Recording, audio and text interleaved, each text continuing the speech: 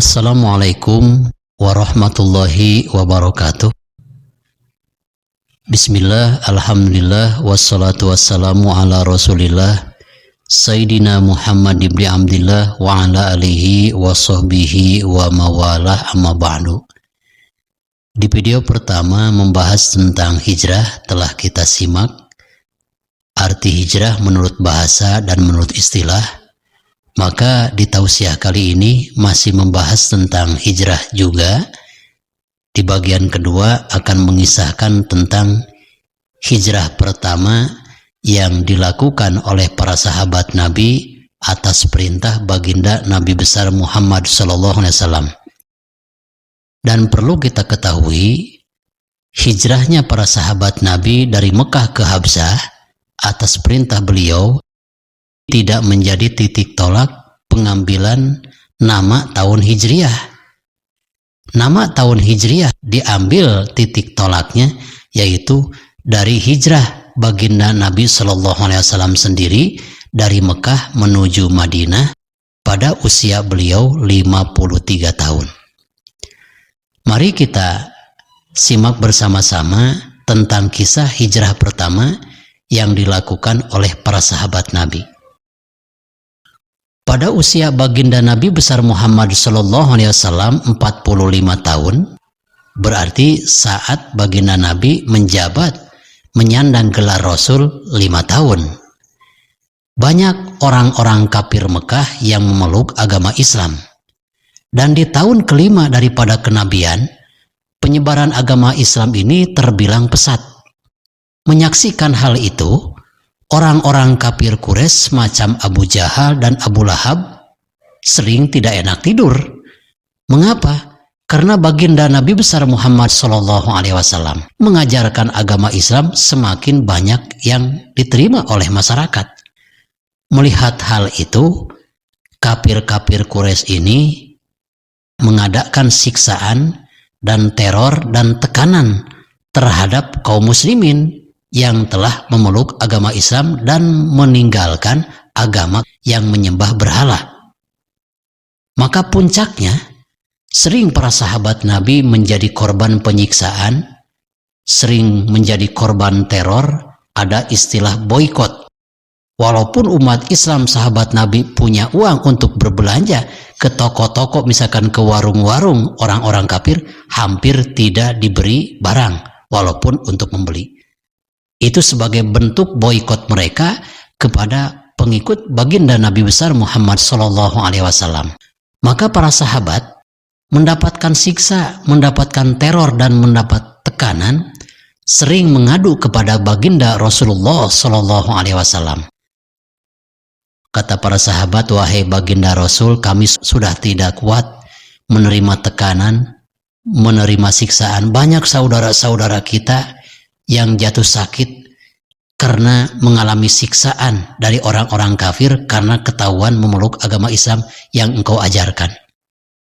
Baginda Rasulullah SAW tidak bisa berbuat banyak karena memang saat beliau menjabat Nabi menyandang gelar Rasul 5 tahun belum ada wahyu dari Allah untuk memerangi orang-orang kafir, tapi hanya ada perintah untuk bersabar. Karena baginda Rasul telah menyaksikan sendiri siksaan-siksaan orang kafir terhadap orang mukmin, akhirnya baginda Rasul memutuskan sahabat-sahabatnya untuk meninggalkan kota suci Mekah dan menuju ke tanah Habsyah. Mengapa baginda Rasul memerintahkan para sahabatnya untuk berhijrah dari Mekah ke Habsyah? Karena baginda Rasul telah mendengar bahwa di Habsyah ini dipimpin oleh salah seorang raja yang sangat soleh, yaitu yang bernama Raja Najasyi. Maka diperintahkanlah untuk keluar menuju Habsyah. Fakhruju ilaihi hatta yaj'alallahu lil muslimina faraja. Wahai para sahabatku, berhijrahlah engkau mencari tempat perlindungan yang aman, yaitu ke kota Habsyah. Inna biha malakan solihan la yadlimu wa la yuzlamu ahadun indahu. Aku perintahkan engkau untuk menuju kota Habsah ini karena Habsah dirajai oleh seorang raja yang soleh, yang mana atas keadilan raja yang soleh ini yang bernama Raja Najasyi, di negara tersebut tidak ada orang yang menganiaya dan tidak ada orang yang dianiaya. Hidup damai sejahtera. Pergilah kalian semua ke sana. Maka setelah mendapatkan perintah untuk berangkat ke negara Habsah, akhirnya ada 11 orang laki-laki dan 4 perempuan yang mempersiapkan diri untuk meninggalkan kota suci Mekah menuju kota Habsah pada malam hari. Di antara 11 laki-laki dan 4 orang perempuan, di sana ada Sayyidina Utsman yang menjadi pimpinan rombongan beserta istrinya yang bernama Siti Ruqayyah, putri baginda Rasulullah Shallallahu Alaihi Wasallam. Lalu ke-11 pria ini dan 4 wanita pergi malam hari secara diam-diam tanpa diketahui oleh orang-orang kafir Mekah. Sampailah beliau-beliau ini ke tepi laut dengan membeli perahu seharga 1 dinar. 1 dinar itu berapa? 1 dinar itu kalau ukuran emas adalah 4,25 gram. Kalau 1 gram emas sekarang misalkan 400.000, berarti 4,25 gram kali 400.000 sama dengan 1.700.000. Harga perahu yang dibeli oleh Utsman dan istrinya seharga 1.700.000. Akhirnya naiklah ke atas perahu berlayar untuk menuju kota Habsah. Lalu dipersiapkan juga rombongan yang kedua yang dipimpin oleh Ja'far bin Abi Thalib, yang mana Ja'far bin Abi Thalib ini adalah saudara sepupu baginda Nabi besar Muhammad Shallallahu Alaihi Wasallam, karena Ja'far adalah putra Abi Thalib.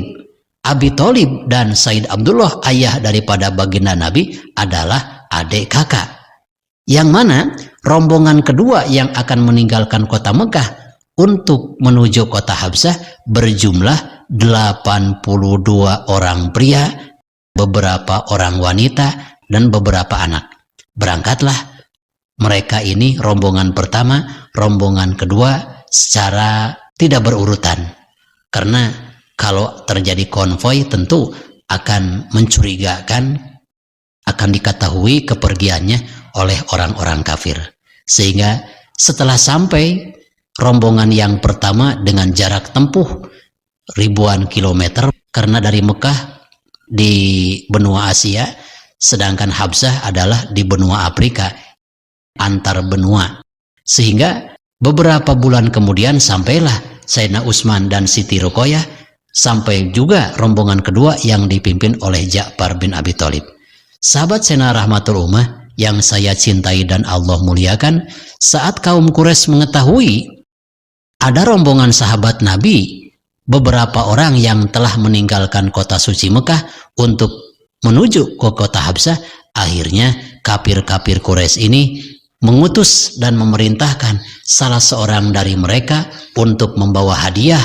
Hadiah tersebut berupa emas dan permata untuk diberikan kepada Raja Najasyi, raja dari kota Habsah, untuk mengusir sahabat-sahabat Nabi yang berjumlah hampir 100 orang, dikembalikan ke Mekah untuk disiksa oleh mereka.